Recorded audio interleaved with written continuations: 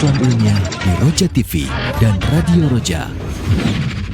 Allah Subhanahu wa taala mengabarkan tentang kisah Nabi Musa alaihi salam yang memerintahkan kaumnya untuk bertawakal kepada Allah saat mendapatkan gangguan dari musuh-musuh mereka.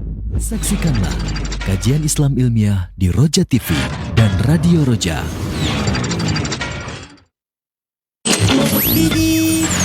Salam para pendengar dan pemirsa Roja TV dimanapun Anda berada. Insyaallah kami akan hadirkan di layar kaca Anda para pendengar di Roja. Insyaallah Jazakumullahu khairan bagi Anda para pemirsa Roja TV yang dan telah sesaat lagi menyimak. kami hadirkan untuk Anda program acara kajian ilmiah secara langsung. Roja TV, saluran tilawah Al-Quran dan kajian Islam.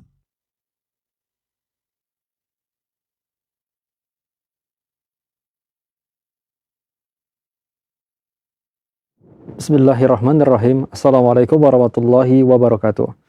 Alhamdulillahirabbil alamin wal akibatu lil muttaqin wala udwana illa 'alal zalimin. Shallallahu wasallamuhu ala nabiyil mursalin nabiyyina Muhammadin wa alihi wa sahbihi ajmain. Amma ba'd. Kaum muslimin, para pendengar maupun pemirsa Roja, di kesempatan sore hari ini kita akan simak dan ikuti bersama program kajian ilmiah yang disampaikan secara langsung oleh Ustadz Ahmad Zainuddin LC hafizahullahu taala. Kajian disampaikan secara langsung dari Kota Banjarmasin. Dan di mana kajian ini kembali membahas dan menyoal kitab At-Tanbihat As-Saniyah Alal Aqidah Al-Wasithiyah. Tentunya Anda para pendengar maupun pemirsa dapat bergabung di sesi tanya jawab kajian melalui layanan line telepon ataupun pesan singkat ke nomor 021 823 6543 021 823 6543. Baiklah, kita akan persilahkan kepada Ustadz yang telah bersiap dari Banjarmasin. Kami persilahkan. Falyatafaddal masykuran. Assalamualaikum warahmatullahi wabarakatuh. Bismillahirrahmanirrahim. Alhamdulillah. Nahmaduhu wa nasta'inuhu wa nastaghfiruh. Na'udzu billahi min syururi anfusina wa sayyiati a'malina. Yahdihillahu fala mudilla lahu يضلل فلا هادي له وأشهد أن لا إله إلا الله وحده لا شريك له أشهد أن محمدا عبده ورسوله يا أيها الذين آمنوا اتقوا الله حق تقاته ولا تموتن إلا وأنتم مسلمون يا أيها الناس اتقوا ربكم الذي خلقكم من نفس واحدة خلق منها زوجها وبث منهما رجالا كثيرا ونساء واتقوا الله الذي تساءلون به والأرحام إن الله كان عليكم رقيبا يا أيها الذين آمنوا اتقوا الله وقولوا قولا سديدا يصلح لكم أعمالكم ويغفر لكم ذنوبكم ومن يطع الله ورسوله فقد فاز فوزا عظيما أما بعد إن أصدق الحديث كتاب الله أحسن الهدي هدي محمد صلى الله عليه وعلى آله وسلم وشر الأمور محدثاتها وكل محدثة بدعة وكل بدعة ضلالة وكل ضلالة في النار. Alhamdulillah, kita bersyukur pada Allah Subhanahu wa taala pada hari ini, hari Senin sore 6 Al-Muharram 1448 Hijriah, kita dimudahkan oleh Allah Subhanahu wa taala untuk duduk bersama tepatan dengan 22 Juni 2026. Kita dimudahkan oleh Allah Subhanahu wa taala untuk duduk bersama mengkaji kembali kitab Tanbihat Alal Aqidah Al-Wasithiyah yang ditulis oleh Fadilat Syekh Abdul Aziz Nasir Al-Rasyaid rahimahullahu taala. Salawat dan salam semoga selalu Allah berikan kepada Nabi kita Muhammad sallallahu alaihi wa ala alihi wasallam, pada keluarga beliau, para sahabat serta orang-orang yang mengikuti beliau sampai hari kiamat kelak. Dengan nama-nama Allah yang husna dan sifat-sifatnya yang ulia, kita berdoa, Allahumma inna nas'aluka ilman nafi'an wa rizqan tayyiban wa amalan mutaqabbala. Allahumma amin. Ahibati fillah, afani Allah wa iyyakum. Bapak Ibu, saudara-saudari, para pemirsa Roja TV, para pendengar Radio Roja, dan seluruh kaum muslimin yang mengikuti kajian ini dengan penuh hikmat. Kita pada kesempatan kali ini membahas perkataan penulis, yaitu fahada i'tiqadu al-firqatin najiyah al-mansurah ila qiyamis sa'ah, yang artinya maka ini adalah akidah kelompok yang selamat yang diberi kemenangan sampai hari kiamat. Ini adalah pertemuan yang ke-12 di dalam pembacaan kitab Al-Aqidah Al-Wasithiyah atau Tanbihat As-Saniyah 'ala Al-Aqidah Al-Wasithiyah. Ahibati fillah, afani Allah wa iyyakum, kaum muslimin yang saya cintai karena Allah, semoga Allah Subhanahu wa taala selalu memberikan afiat kepada kita di dunia dan di akhirat. Pada pertemuan sebelumnya, pertemuan yang ke-11, kita sampai kepada halaman 18. Kemudian kita lanjutkan masih di halaman yang ke-18, penulis berkata, qawluhu ila qiyamis sa'ah, ay sa'ata mautihim bimaji'ir rih allati taqbidu ruha kulli mu'minin wa hiya as-sa'ah fi haqqil mu'minin wa illa fas-sa'atu la taqumu illa ala shiraril khalq kama fi sahihi muslimin la taqumu as-sa'ah hatta la yuqala fil ard Allah Allah. Wal muradu birrihi ma rawahu al-hakim anna Abdullah bin Amr radhiyallahu anhuma qala la taqumu as-sa'ah illa ala shiraril khalqi hum syarrun min ahli al-jahiliyah. Wa qala Uqbatu li Abdillah Allahu a'lamu bima taqul. Wa amma ana fasami'tu an-nabiyya sallallahu alaihi wa ala alihi wa sallam yaqul la tazalu ta'ifatun min ummati la tazalu isabatun min ummati yuqatiluna ala amrillah zahirina la yadurruhum man khalafahum hatta ta'tiyahum as-sa'atu wa hum ala dhalik.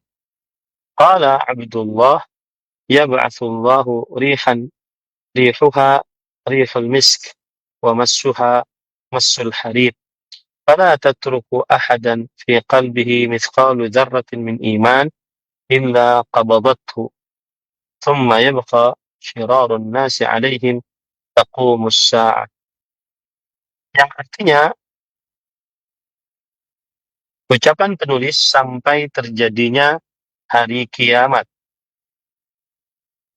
Maksudnya adalah sampai saat wafat mereka, yaitu angin yang mencabut ruh setiap orang mukmin. Itulah kiamat bagi orang-orang yang beriman.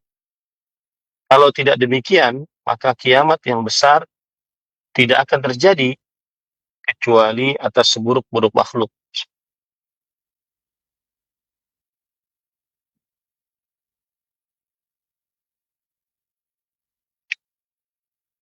Sebagaimana dalam hadis sahih Muslim, kiamat tidak akan terjadi sampai lagi diucapkan di bumi Allah Allah, sampai tidak lagi diucapkan di bumi Allah Allah.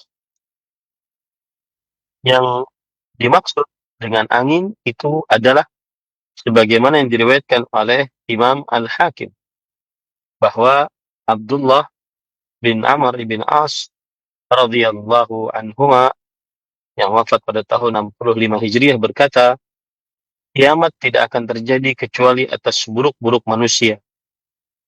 Mereka lebih buruk daripada orang-orang jahiliyah. Lalu Uqbah berkata kepada Abdullah, Allah lebih mengetahui tentang apa yang engkau katakan. Adapun aku, maka aku mendengar Nabi Muhammad sallallahu alaihi wasallam bersabda, senantiasa ada sekelompok dari umatku yang berperang di atas urusan Allah dalam keadaan menang, tidak membahayakan mereka yang menyelisihi mereka, hingga datang kepada mereka as-sa'ah, sedangkan mereka tetap di atas keadaan itu. Maka Abdullah radhiyallahu anhu berkata, Allah mengirim sebuah angin yang baunya seperti bau kasturi dan sentuhannya seperti sentuhan sutra. Angin itu tidak membiarkan seorang pun yang di dalam hatinya ada seberat dzarrah dari iman, melainkan ia mencabut ruhnya. Kemudian tinggallah buruk-buruk manusia, dan atas mereka lah kiamat terjadi. Nah, maksud daripada perkataan ini, para ikhwan yang dirahmati oleh Allah Subhanahu wa taala, bahwa kelompok yang diberikan keselamatan oleh Allah Subhanahu wa taala adalah kelompok yang mana mereka senantiasa dan diberikan kemenangan oleh Allah sampai hari kiamat. Mereka menang, ya, sampai hari kiamat mereka menang. Jadi kelompok ini akan selalu ada dari kelompok-kelompok orang yang beriman yang memberikan atau yang diberikan oleh Allah Subhanahu wa taala keselamatan dan kemenangan. Dan hari kiamat yang dimaksud adalah hari yang mana ada angin yang baunya wangi mencabut seluruh nyawa orang-orang beriman. Oke, ini adalah hari kiamat. Yaitu maksudnya hari akhir orang-orang beriman. Waktu akhir orang-orang beriman.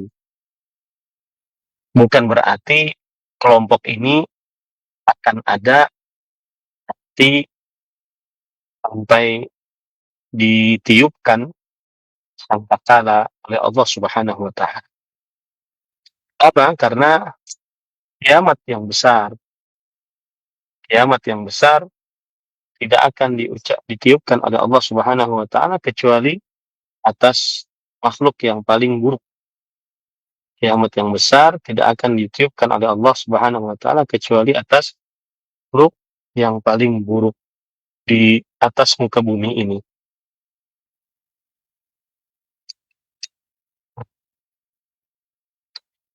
Kemudian sebagaimana hadis Rasul sallallahu alaihi wasallam, la taqumu as-sa'ah hatta la yuqala fil ard Allah Allah. Tidak akan dibangkitkan hari kiamat sampai sehingga tidak diucapkan di bumi Allah Allah. Hadis riwayat Muslim dari Anas bin Malik radhiyallahu anhu. Maksudnya kiamat tidak akan terjadi sampai tidak tersisa di muka bumi ini seorang beriman yang beribadah kepada Allah Subhanahu wa taala dan mengingat Allah Subhanahu wa taala. Karena Allah Subhanahu wa taala mencabut nyawa orang-orang beriman sebelum hari kiamat. Karena Allah Subhanahu wa taala mencabut nyawa orang-orang beriman sebelum hari kiamat. Nah, oleh karena itulah Abdullah bin Amr bin As radhiyallahu anhuma al-Sahmi al-Qurashi yang beliau wafat pada tahun 65 Hijriah berkata, tidak dibangkitkan hari kiamat kecuali atas makhluk yang paling buruk, dan mereka adalah seburuk-buruk makhluk dari kaum jahiliyah. Mereka adalah buruk-buruk makhluk dari kaum jahiliyah. Nah,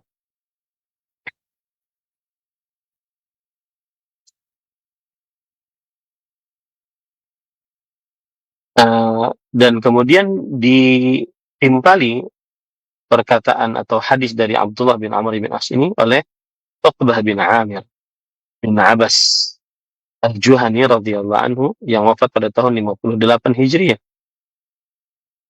bahwa kata Uqbah, engkau mengucapkan ucapan yang aku tidak tahu ucapan tersebut, tetapi yang jelas aku pernah mendengar Rasulullah sallallahu alaihi wa ala alihi wasallam bersabda, la tazalu isabatan min ummati yuqatiluna ala amrillah. Masih akan ada sekelompok dari umatku yang berperang atas perintah Allah, zahirin, dan mereka selalu menang. Mereka selalu menang. Tidak membahayakan mereka orang yang menyelisihi mereka, sehingga datang kepada mereka hari kiamat dan mereka dalam keadaan demikian. Hadis riwayat Imam Muslim. Maka para ikhwan dirahmati oleh Allah Subhanahu wa taala, hadis ini menjelaskan bahwa Allah Subhanahu wa taala di hari kiamat akan mengutus angin yang wangi bagaikan minyak kasturi, dan kemudian hembusannya seperti hembusan sutra. Maka tidak ada seorang pun di dalam kalbunya seberat zarrah dari keimanan ditinggalkan kecuali akan diwafatkan. Kemudian setelah itu tersisalah orang-orang yang buruk, manusia-manusia yang paling buruk. Nah, atas mereka lah terjadi hari kiamat. Atas mereka lah terjadi hari kiamat. Jadi pada ikhwan dirahmati oleh Allah, yang benar adalah bahwa kelompok yang diberikan kemenangan, yang senantiasa memperjuangkan kebenaran, selalu ada dan selalu menang dengan dalil-dalil dan keterangan-keterangan dari Al-Quran atau hadis Rasulullah SAW. Mereka senantiasa di atas agama Allah sampai datang kepada mereka angin yang wangi,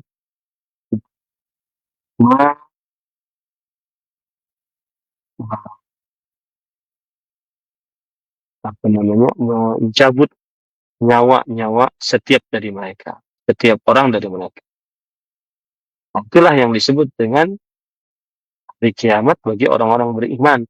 Itu maksudnya mereka habis waktu mereka untuk hidup di dunia. Tidak ada lagi orang beriman setelah itu.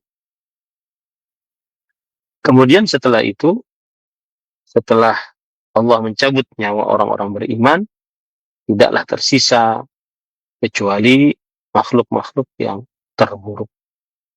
Mereka tidak mengetahui tauhid, tidak mengamalkannya, tidak mendirikan salat, tidak berzikir kepada Allah, dan pada mereka inilah ditiupkan sangkakala pertama kali yang menunjukkan dibangkitkan hari kiamat. Nah, ini para ikhwah yang dirahmati oleh Allah Subhanahu wa taala. Baik. Kemudian setelah itu kita baca lagi apa yang disebutkan oleh penulis. Qauluhu ahlus sunnah wal jamaah. Baik. Para ikhwan yang dirahmati oleh Allah Subhanahu wa taala, penulis kemudian berkata,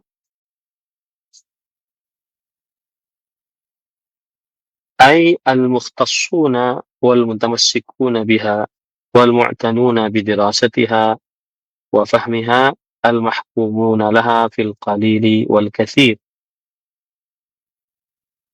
والسنة لغة الطريقة، وشرعا أقوال النبي صلى الله عليه وآله وسلم وأفعاله وتقريراته، وسموا أهل السنة لانتسابهم لسنته صلى الله عليه وسلم دون المقالات كلها والمذاهب.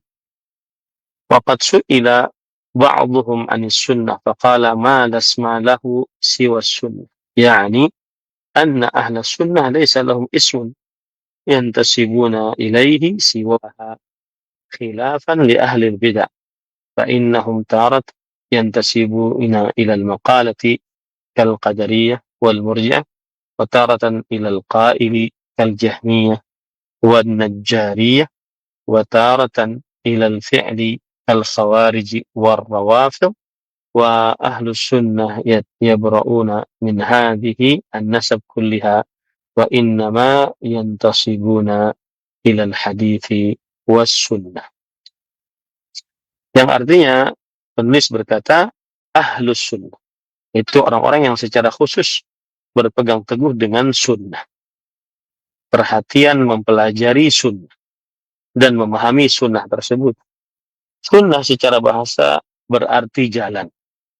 Adapun secara syariat, sunnah ialah ucapan Nabi Muhammad sallallahu alaihi wasallam, perbuatan beliau dan persetujuan beliau. Mereka dinamakan ahlus sunnah karena menisbatkan diri kepada sunnah Nabi Muhammad sallallahu alaihi wasallam, bukan kepada berbagai macam pendapat dan madhab. Sebagian ulama pernah ditanya tentang sunnah, lalu ia menjawab sesuatu yang tidak punya nama selain sunnah. Maksudnya, ahlus sunnah tidak memiliki nama lain yang menisbatkan diri kepadanya selain sunnah. Berbeda dengan ahli bid'ah. Ahli bid'ah kadang dinisbatkan kepada suatu pemikiran, seperti Qadariyah dan Murji'ah. Dan kadang dinisbatkan kepada tokoh, seperti Jahmiyah dan Najjariyah. Dan kadang dinisbatkan kepada perbuatan, seperti Khawarij dan Rawafid. Adapun ahlus sunnah berlepas diri dari semua sandaran tersebut, dan mereka hanya menisbatkan diri kepada al-hadis dan as-sunnah. Baik, kita bahas masalah ini dulu para ikhwah yang dirahmati oleh Allah Subhanahu wa taala.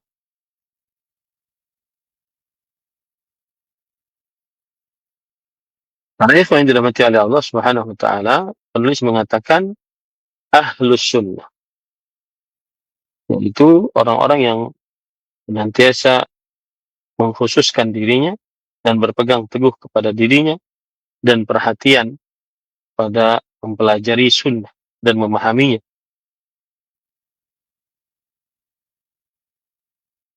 Dan menjadikan segala sesuatu timbangannya adalah berdasarkan timbangan sunnah Nabi Muhammad SAW.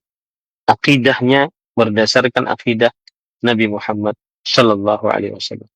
Amalannya berdasarkan amalan Nabi Muhammad SAW. Mereka tidak mendahulukan pendapat siapapun atas sunnah Nabi Muhammad SAW. Tidak mendahulukan hawa nafsu siapapun atas sunnah Nabi Muhammad SAW. Tidak mendahulukan pengikutan terhadap siapapun, dan tidak mendahulukan ucapan siapapun dari sunnah Nabi Muhammad SAW. Allah berfirman dalam Al-Quran, وَمَا آتَاكُمُ الرَّسُولُ فَخُذُوهُ وَمَا نَهَاكُمْ عَنْهُ فَانْتَهُوا. Yang artinya, dan apa saja yang kalian baca, apa saja yang Rasul Shallallahu Alaihi Wasallam bawa kepada kalian, maka ambillah.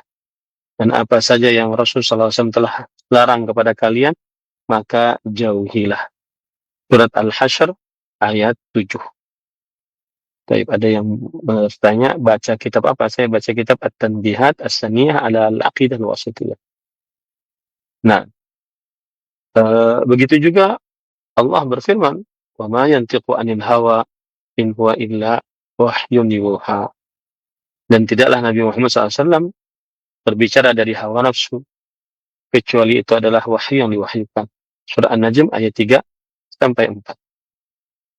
Dan Allah juga berfirman, "Falyahdharil ladzina yukhalifuna an amrih an tusibahum fitnah aw yusibahum adzabun alim." Berhati-hatilah orang-orang yang menyelisih perintahnya, yaitu perintah Rasul sallallahu alaihi wasallam. Musibah akan menimpa mereka atau siksa yang pedih akan menimpa mereka. Surat An-Nur ayat 63. Maka intinya Ahlus Sunnah wal Jamaah, mereka adalah orang-orang yang berdiri di sisi perintah Rasul sallallahu alaihi wasallam, mengerjakan perintah Rasul sallallahu alaihi wasallam, menjauhi larangan Rasul sallallahu alaihi wasallam, dan menjadikan pengikutannya terhadap ajaran Nabi Muhammad sallallahu alaihi wasallam sebagai pokok dalam beragama Islam. Sebagai pokok dalam beragama Islam. Nah,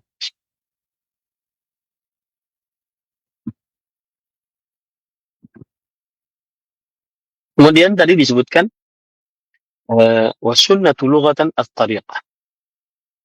Sunnah secara bahasa adalah jalan. Baik itu jalan yang baik atau jalan yang buruk. Dan Rasul sallallahu alaihi wasallam bersabda dalam hadis riwayat Muslim, "Man sanna fil Islami sunnatan hasanah, falahu ajruha wa ajru man amila biha ba'dahu." Dan seterusnya. Barang siapa yang mencontohkan ataupun menjalani di dalam Islam jalan yang baik, maka baginya pahala, dan pahala orang yang mengerjakannya sampai hari kiamat. Itu adalah kalau jalannya jalan yang baik. Kalau jalannya jalan yang buruk, para ikhwan yang dirahmati Allah, barang siapa yang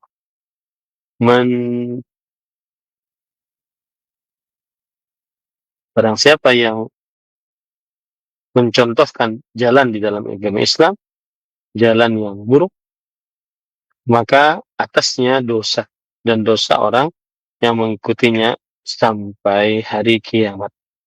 Dosa orang yang mengikutinya sampai hari kiamat. Baik. Itu adalah makna sunnah secara bahasa.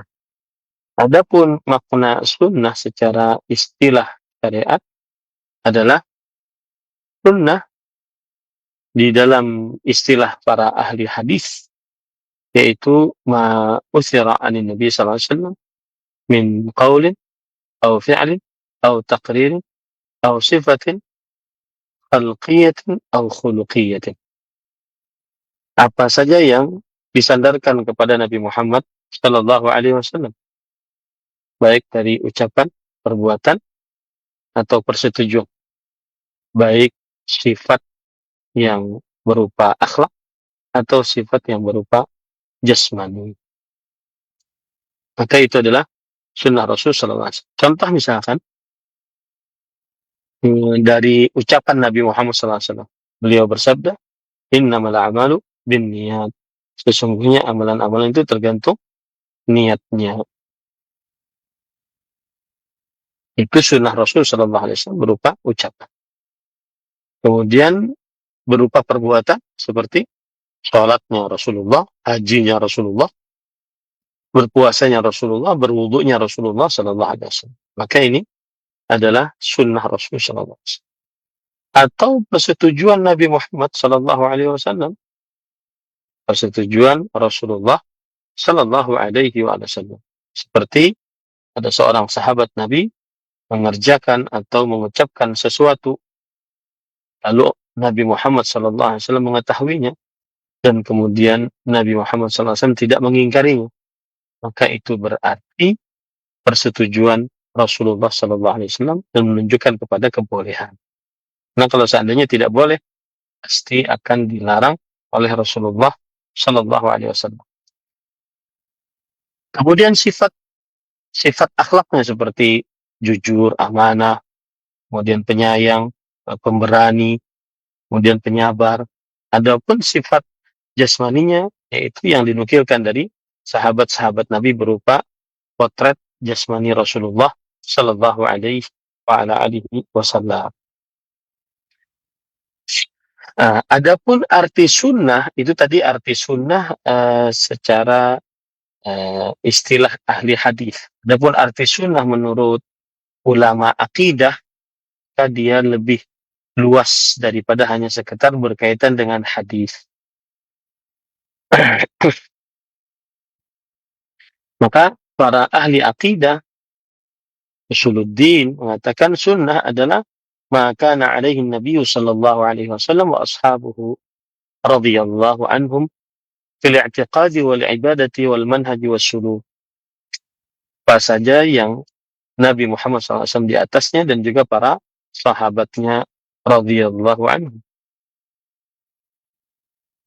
Baik itu dalam akidah, dalam ibadah, dalam tata cara beragama ataupun dalam adab dan akhlak. Makanya Rasulullah SAW bersabda tentang hadis yang di dalamnya ada penyebutan 73 umat Nabi Muhammad SAW yang akan terpecah belah. Beliau mengatakan yang selamat adalah man kana ala mithli ma ana alaihi al-yawma wa ashab. Siapa saja yang di atas aku, apa yang aku di atasnya hari ini dan juga para sahabatku. Maka barang siapa yang selalu di atas apa yang Nabi Muhammad SAW dan para sahabatnya jalani, maka dialah termasuk ahlus sunnah. Nah, kemudian mengapa dinamakan ahlus sunnah? Ahlus sunnah, kenapa dinamakan demikian? Dinamakan ahlus sunnah karena mereka menisbatkan dirinya kepada sunnah Rasul SAW. Bukan menisbatkan dirinya kepada pemikiran-pemikiran yang baru. Atau kepada seseorang, atau kepada hawa nafsu, ya, atau kepada kelompok tertentu. Ini tidak dinamakan sebagai sebab mengapa dinamakan ahlus sunnah. Ahlus sunnah adalah karena mereka menasabkan dirinya, menisbatkan dirinya kepada sunnah Rasul Sallallahu Alaihi Wasallam.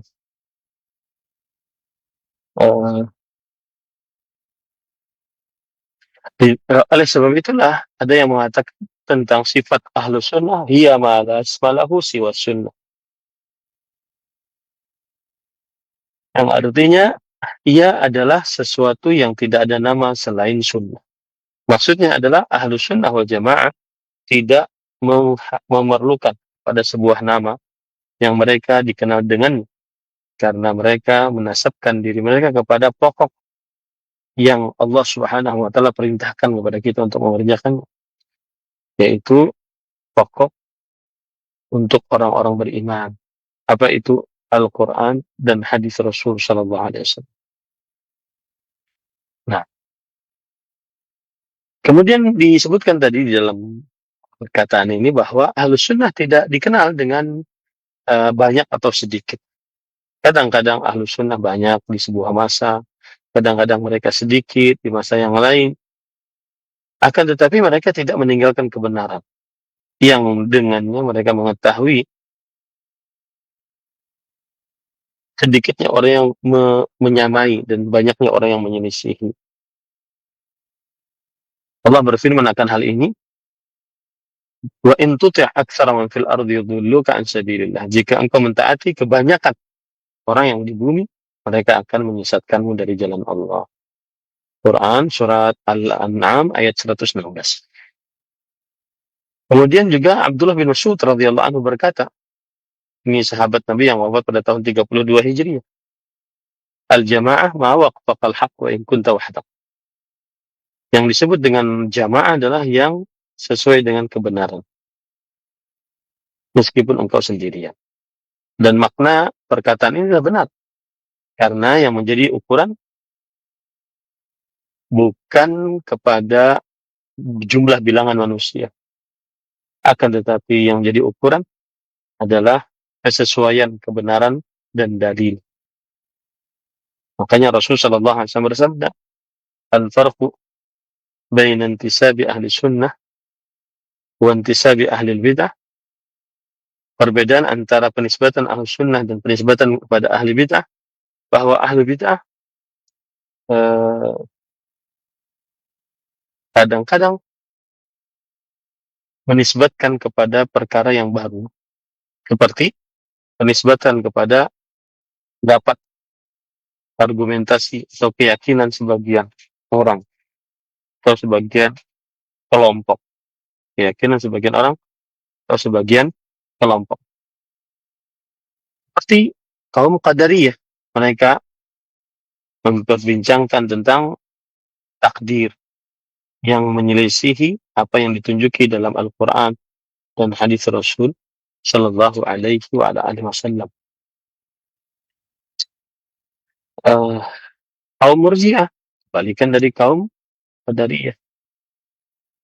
Kaum Murji'ah, kebalikan dari kaum Qadariyah, yang mana mereka mengeluarkan amal perbuatan dari yang namanya iman. Mereka mengatakan iman tidak berbahaya jika disertai dengan dosa, menurut pendapat kaum Murji'ah. Makanya disebut dengan Murji'ah. Ini penisbatan suatu kelompok kepada keyakinan tersendiri yang diyakini oleh mereka. Kemudian penisbatan suatu kelompok kepada seseorang sebagai pencetusnya, yaitu kaum Jahmiyah. Nah, Nabi Muhammad SAW yang mana Jahmiyah diambilkan dari Jaham bin Safwan As-Samarqandi yang wafat pada tahun 128 Hijriah. Kemudian juga seperti An-Najjariyah. Ini dinasabkan kepada Al-Husain bin Muhammad An-Najjar yang wafat pada tahun 230 Hijriah. Dan ini berbeda sekali dengan Ahlus Sunnah. Karena Ahlus Sunnah tidak menjadikan agama mereka mengikuti seorang pun selain Rasulullah SAW. Dan juga dinisbatkan kepada perbuatan atau jalan, ya, seperti kaum Khawarij, karena mereka khuruj, memberontak atas kesatuan para sahabat Nabi radhiyallahu anhu. Kemudian kaum Rawafid, jamaknya Rafidah, karena mereka rafadu, menolak kesatuan dari para sahabat Nabi radhiyallahu anhu dan mencela mereka dalam banyak kesempatan. Maka Ahlus Sunnah wal Jamaah, mereka orang-orang yang melepaskan diri mereka dari penisbatan kepada perbuatan, pada seseorang, dan seterusnya. Dan orang-orang Rafidah, mereka mencela kebanyakan dari para sahabat Nabi radhiyallahu anhu. Maka Ahlus Sunnah senantiasa berlepas diri dari penisbatan yang seperti ini. Karena ini adalah perbuatan yang mengantarkan kepada perbuatan bid'ah atau ucapan ataupun tokoh ataupun perkataan-perkataan, perbuatan-perbuatan yang baru, bukan kepada Rasulullah Shallallahu Alaihi Wasallam. Sedangkan Ahlus Sunnah wal Jamaah, maka mereka juga disebut dengan Ahlul Hadis, Ahlul Asar, Ahlus Sunnah wal Jamaah, As-Salafiyun, yaitu orang-orang yang menisbatkan kepada jalan salafus saleh, bukan kepada seseorang tertentu.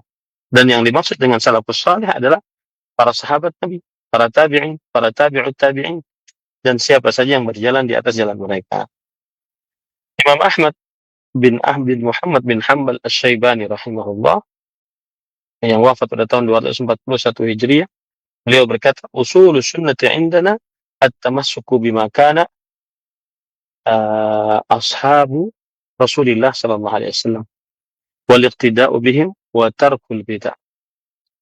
Yang artinya pokok sunnah menurut kita adalah berpegang teguh dengan apa yang para sahabat Nabi radhiyallahu anhum di atasnya, dan mengikuti mereka serta meninggalkan perbuatan bid'ah. Kemudian berkata Abu Utsman Ismail Abdurrahman As-Sabuni yang wafat pada tahun 449 Hijriah tentang sifat Ahlus Sunnah wal Jamaah, mereka lah orang-orang yang berpegang teguh dengan Al-Quran dan Sunnah dan berpegang teguh di berpegang teguh terhadap apa yang Rasulullah SAW di atasnya dan juga para sahabat, para tabi'in serta para imam.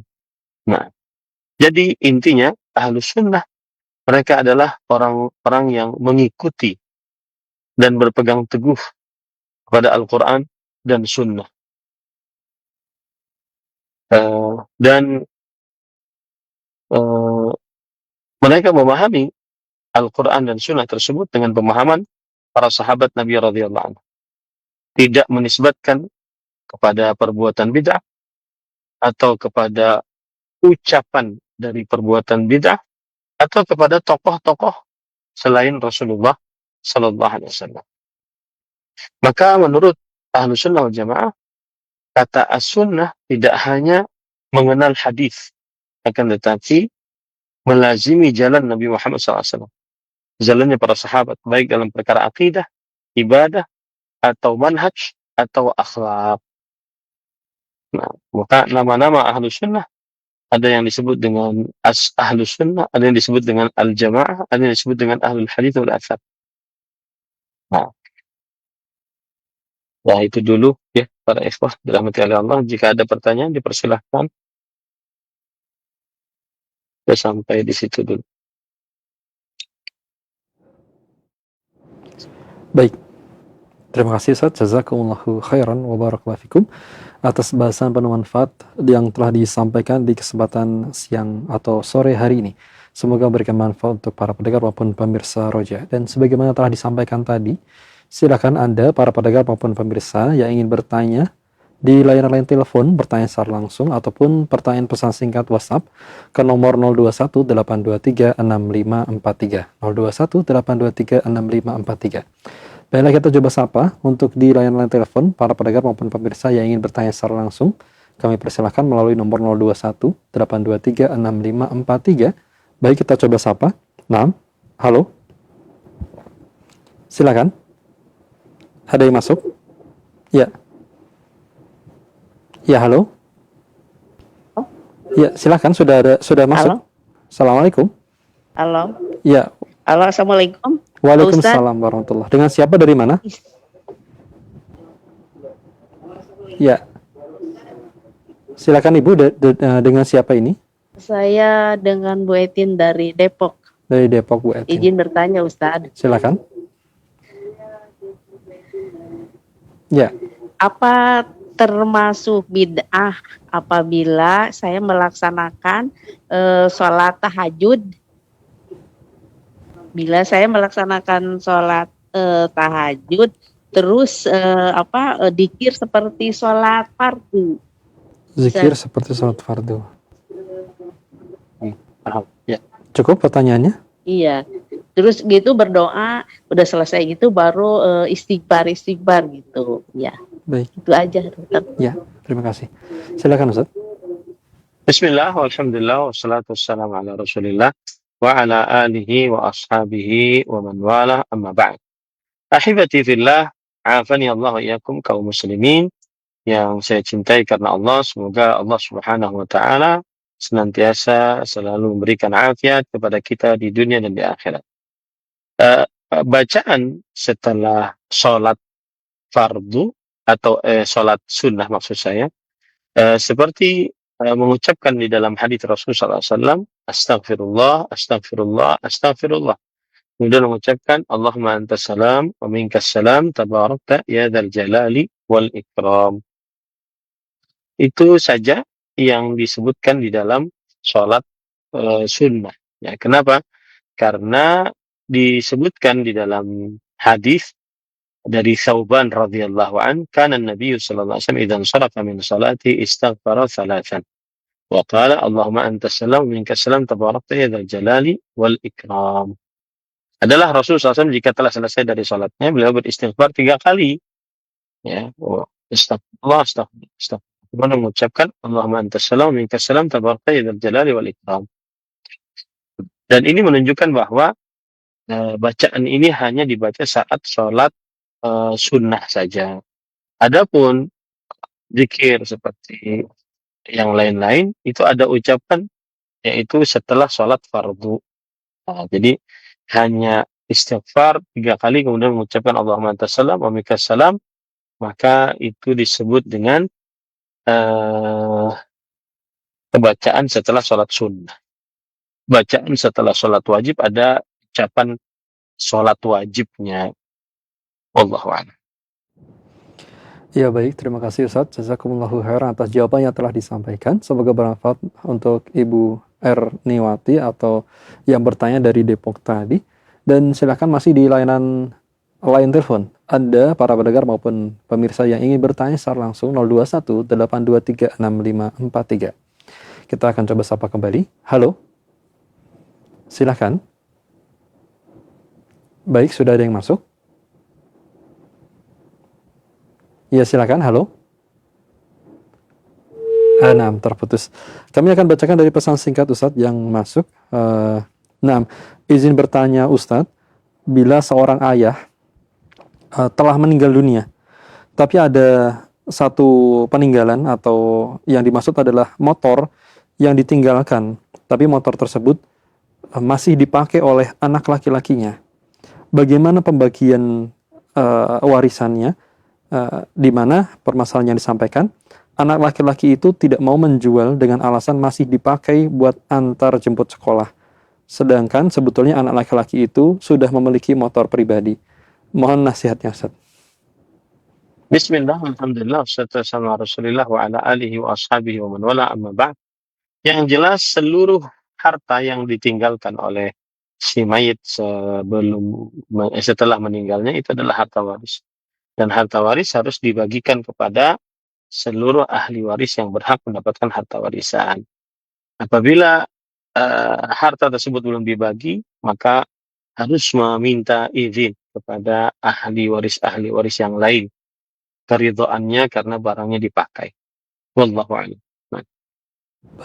Baik Ustaz, jazakumullahu khairan. Terima kasih atas nasihat yang telah disampaikan. Pertanyaan dari Pak Bambang di Depok bertanya, Assalamualaikum Ustaz, bagaimana kalau kita hanya melakukan puasa hanya 10 Muharram saja atau puasa Asyura tanpa puasa Tasu'a Ustaz? Terima kasih atas jawabannya. Bismillah, alhamdulillah, wassalatu wassalamu ala Rasulillah wa ala alihi wa ashabihi wa man wala, amma ba'd. Hukum puasa hari Asyura saja, maka terjadi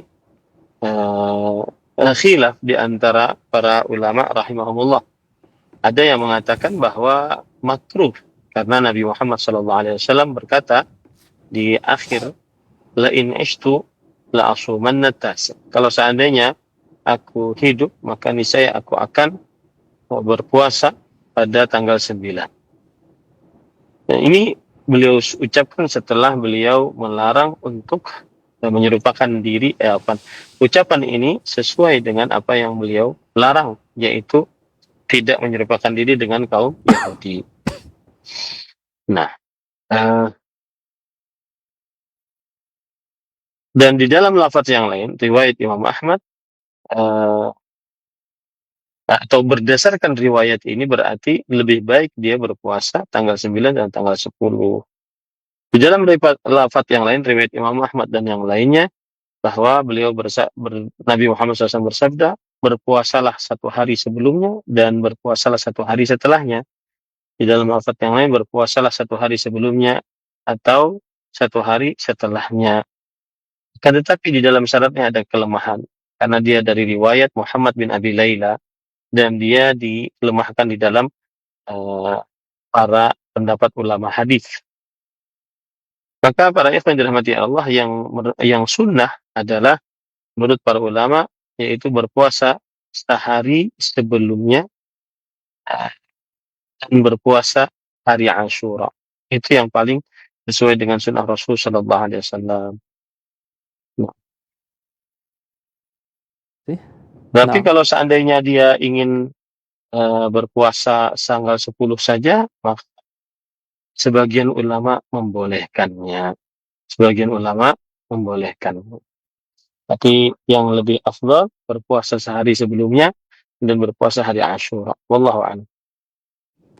iya, terima kasih Ustaz atas jawaban dan juga nasihat yang telah disampaikan. Semoga dapat difahami dan bermanfaat untuk para pendengar maupun pemirsa yang lainnya.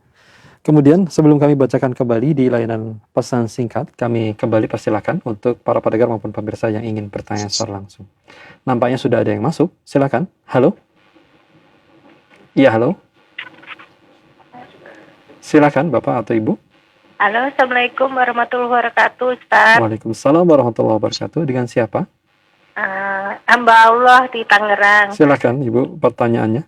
Ana mohon nasihatnya, Ya. Ustaz.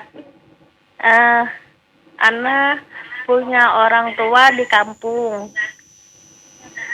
Sekarang usianya udah hampir 80. Beliau itu kondisinya ibu Ana udah nggak bisa jalan, Ustaz.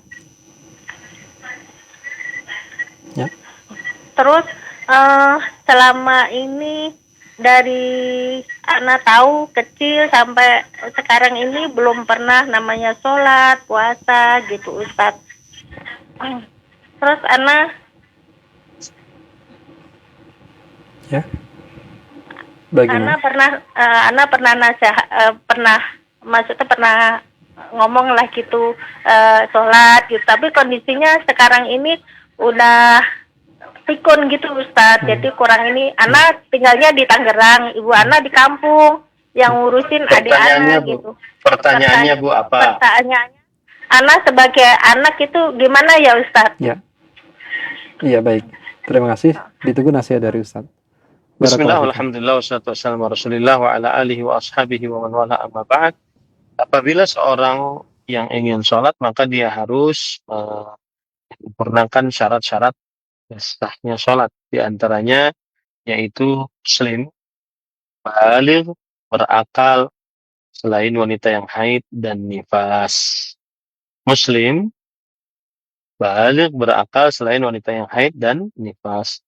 Ketika kita katakan berakal, berarti kebalikan dari berakal, yaitu gila, dan termasuk di dalamnya itu orang yang sudah pikun berat, ya. Maka ini tidak wajib atasnya untuk berpuasa karena dia tidak bisa berniat, karena dia tidak bisa berniat. Jadi gugur kewajiban sholatnya.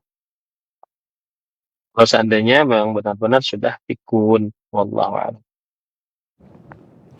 Iya, terima kasih Ustaz atas nasihat yang telah disampaikan dan semoga bermanfaat serta semoga Allah senantiasa berikan kesabaran untuk hamba Allah yang bertanya tadi. Berikutnya, masih di layanan telepon barangkali sudah ada yang masuk di 0218236543. Kita sapa kembali. Nah, halo. Silakan. Baik, sudah masuk. Halo. Assalamualaikum, Ustaz. Nah, waalaikumsalam. Dengan siapa? Saya dari Tangerang, Ustaz. Silakan Ibu di Tangerang.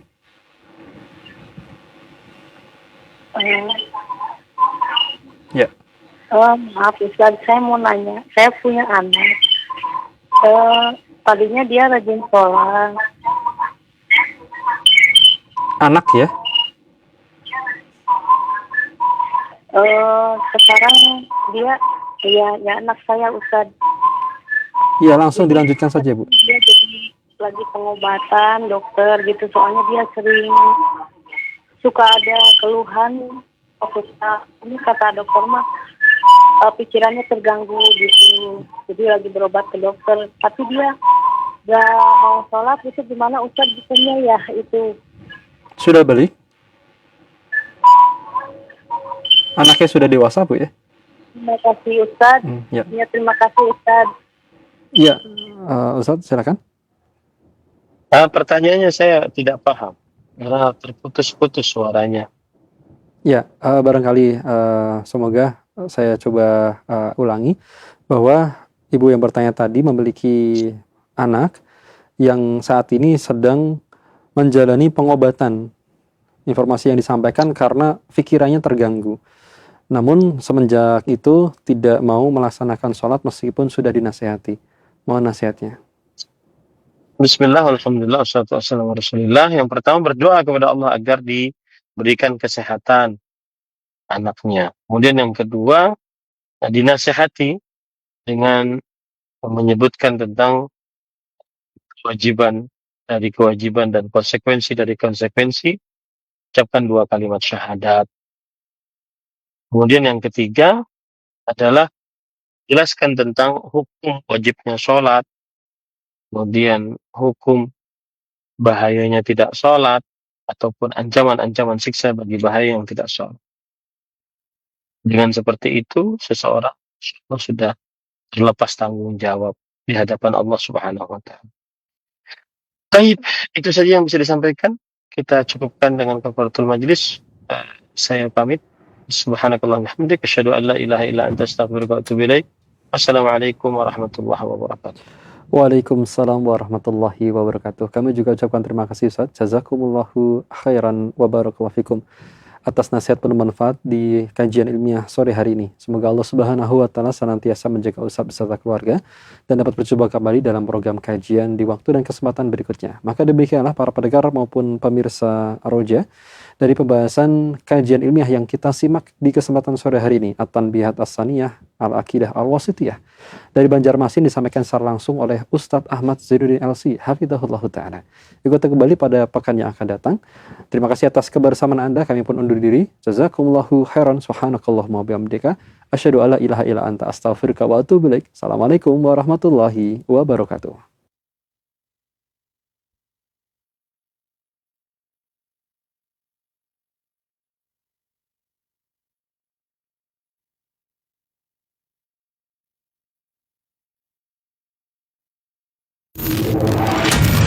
Roja TV, saluran ilmu Al-Quran dan kajian Islam. Para pemirsa Roja TV.